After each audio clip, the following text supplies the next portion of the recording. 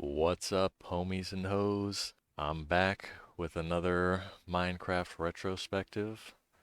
Much like you, I thought this series was dead, but it has risen from the grave and given us some more content. So this is Stone Block 2. This is the world that me and Killer first made together.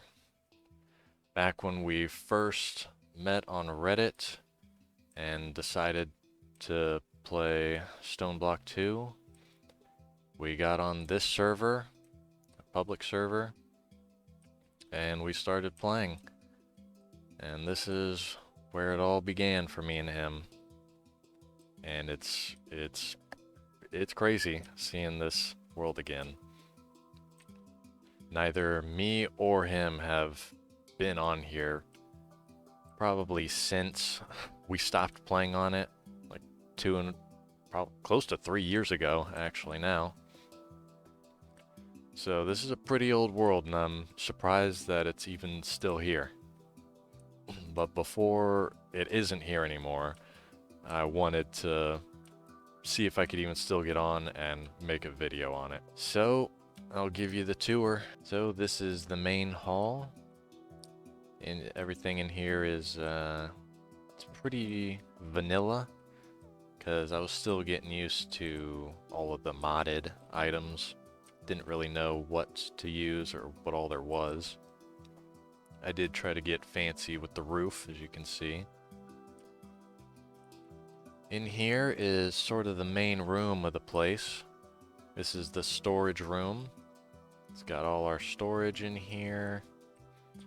That's Killer's old Minecraft skin head. And yeah, it's pretty nice design. I really like it. You can see some of our spoils in here, and even more of them in here. We had a lot of stuff. And then the ultimate furnace, mine and his favorite mod ever. That's an exaggeration, of course. In here, we've got the energy condenser room, or the energy collector room, for producing energy from nothing. And I went really fancy with it, as you can see. I made an A and a K for Anzod and Killer in here. Way more fancy than it needed to be. But I got this idea for it, and I had to do it. Over in this room is just these water mills that we need for our angel rings to work. On the other side is a neutron collector area. As you can see, these are the neutrons they've collected thus far. This stuff was a new addition from when we started. Over here is a lava collector, I believe. When I was looking through this world, when I got on, I was looking through everything, making sure I knew where everything was, what everything was, and I'm pretty sure this is making lava. These up here are making cobblestone, and these down here are melting the cobblestone. So I'm guessing I needed lava for something. I don't know what, but I made that in here. Then we continue on. There's not really too much else interesting going on in here. Other than, you know, you got your pets in here. Got a little spot for the water, infinite water source. Some of that witch water. So, we'll go over here next. Another long hallway. We've got the bonsai room, where we were making a lot of wood. I don't remember what we needed this many for. I'm guessing it was just for the EMC. Yeah, that's pretty much it with this room. There's not really too much going on in there. In here, we've got a mob farm, and it worked way too well. We got tons and tons of items very fast. And we got all the XP as well from it. This is just where we were storing some of the excess, I guess, that we thought we needed. I'm not gonna, I'll turn it on, why not? That's how it works. They all go down in there and they die from something. I don't remember what.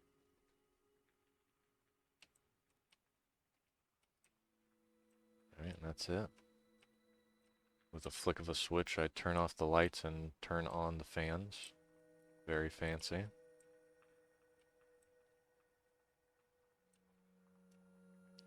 Then, we'll go down here. We've got the armor and weapon room, just a showcase room. I wanted to have all of the armors and weapons and tools and stuff in here. Didn't get too far. This was a fairly new addition before we stopped playing. So across the hall down in here, this was the machine room. So we got some various machines for whatever we needed at the time. Of course, over here you got this thing. And then in here is our Draconic Evolution late game area. In here is our absolutely massive energy storage bank that, as you can see, has not filled up very much out of its potential. But it's mostly because it's only gaining power from these little specter coils, which are producing EMC. So it's essentially just a passive energy source. I think some of this, as you can see, that's how much is getting made. Yeah, I think some of this is powering some other machines, so I don't think it's at max input. Now you got some generators over here in case we need the power quickly. Got our Tinker's machine and crafting area. This side we got the sifters. Up here we've got Killer's absolutely massive nuclear reactor that he was going to make. Just insane. We definitely would not have ever needed power again if this thing was actually stable.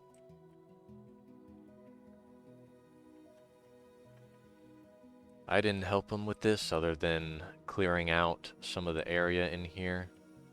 So I don't really know what the plan was for this or how it was even going to work.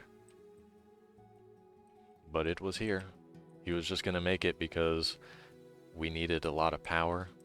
And so he was going to get us some power. All right. One of our final stops. This is the cow room. I don't know if we ever used it. And this is a little farm in here. We definitely used this early game.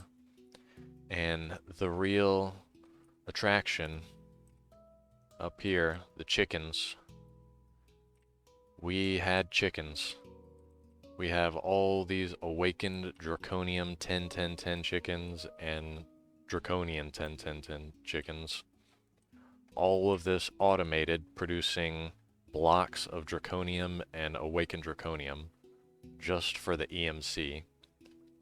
So if we needed something, we just come up here, grab a couple blocks of this, go put that into the chest downstairs, and we'd have like a million of whatever item we needed. This was the real moneymaker up here, and I'm pretty sure Killer did this in a few days. So that's it for this world. I think me and Killer played on it for maybe a month, maybe a little longer, maybe a little less, I'm not really sure. And I'm going to be moving on to another clip. So this next sequence is a video that I did before me and Killer met. So before Killer and I met, I had played on a Enigmatica 2 server, and the server ended up only being up for about a month. And I made a video documenting the whole world and what I knew about it at the time, as well as a fireworks show that me and another guy on there did. But I'm just going to be showing the sections that I actually made that were, you know, just my house, my base, and what I was working on there. So we'll go over to that.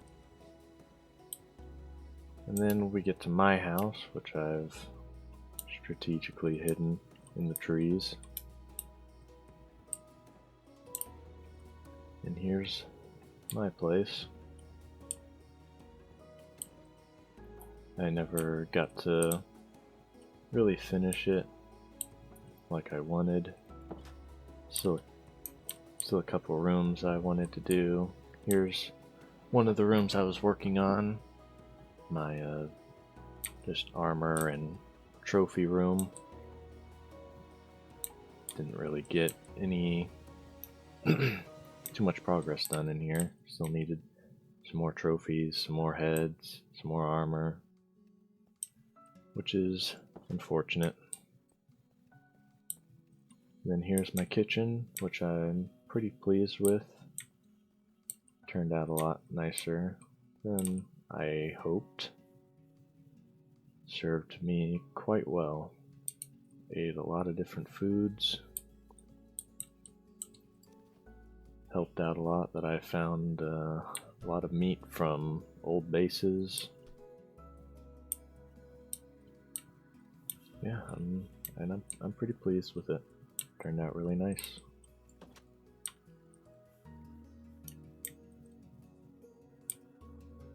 Okay, over here was a nothing room because I never got to finish it. In the last weeks I worked on, or in the last week I worked on mine colonies, which I'll show you later. This is about all I got done in this room, was just 2 maps of my house. So it's a shame I couldn't finish working on it. Up here, to the left, we have the library. Also pretty nice. I would have liked to have done maybe something else. It does feel slightly lacking in here, but you know, not too bad. Not too bad. Up here we got some music discs and a jukebox. Don't have all the music discs because I never got around to doing that. And to the right was my room. Again, never really got to completely finish this room, but still turned out nice for, you know, for my purposes. Got all my extra pirate hats and accessories. Here's the balcony from my room, overlooking the back and the forest.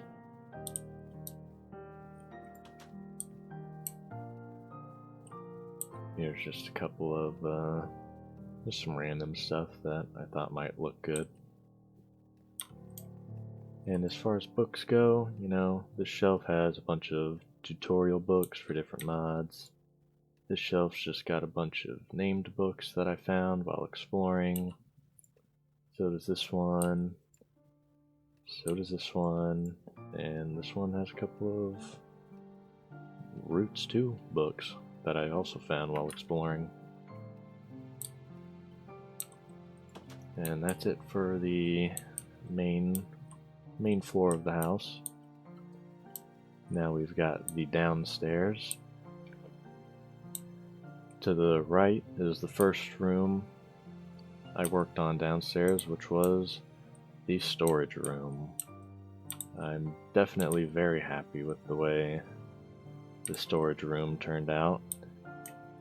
Got plenty of storage for everything I needed, though I did kind of get to a point where I was running out of room for cobblestone, and then once I started working on mine colonies, I kind of ran out of cobblestone. And I just had everything, all the storage I needed. Then on the lower level was where I had storage for all of the mods. Of course, none of them really got too full because I never got to progress too far into any of the mods. The fullest chest one ever got down here was this one. It was just from all the ores that I collected and needed. Yep, I'm definitely really pleased with how this room turned out. And the next room to the left is the machine room, which, as you can see, is very empty because I never got too far into any mod other than Ender.io, which I made, the machines for it. Most of them had a couple of obelisks, had some power generation going, but I never got to the point where I had a steady source of power gen. The survival generators definitely served me well.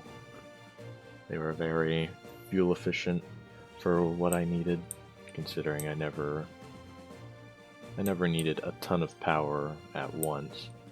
So they were good for building up a little power over time. Here's the water mills, which is just super OP that you can get 64 grid power off of just this, and it completely fuels my angel ring indefinitely. Here's a little an attempt at making a consistent power generation with turning cobblestone into lava, but ran into a bit of a problem where this was self-automated, but it gets to a point where the bucket that's in here is supposed to take lava out of here and then put it in the generator to generate power. And then the bucket goes back in here to grab some more lava and then puts it back in here. But the problem is that it gets to the point where it takes all of the lava out and it can no longer generate more lava from cobblestone. So, a bit unfortunate. Probably would have needed to increase how quickly it can make cobblestone, but too late on that. Over here is some nuclear craft stuff. This is what I originally wanted to get into, but I never got around to it because I needed a good source of power first before I could get into it. So I started doing Ender.io stuff, and then when I finally came back to nuclear craft, it was just really complicated, and I didn't want to put in the time to get it all running, and then, a few days later, server was going to be shutting down in a week, so just never really got into it. Then over here, behind the waterfall, we've got a cave that leads to my mob grinder. So I had to set this up because I needed more experience for leveling up my ender armor. So I just kind of... Okay, well that's maybe a little too loud, but I think you get the idea of what's supposed to happen. Mob spawn, blowers, the fans blow them into the diamond spikes. This picks up the XP. There's a little item vacuum under here that puts everything in here. Really, I just needed the XP, but nice to have some extra stuff if I ever needed it. And yeah, so I made that for... I didn't spend too much time on this place, but I spent a good amount of time on it. And ended up not even using it. So that's it for my house. So I hope you guys enjoyed these two little lost episodes, you could call them. And with that, I think that's pretty much all the old Minecraft worlds that I have access to from what I know. So this is almost certainly the last episode, and I hope you enjoyed.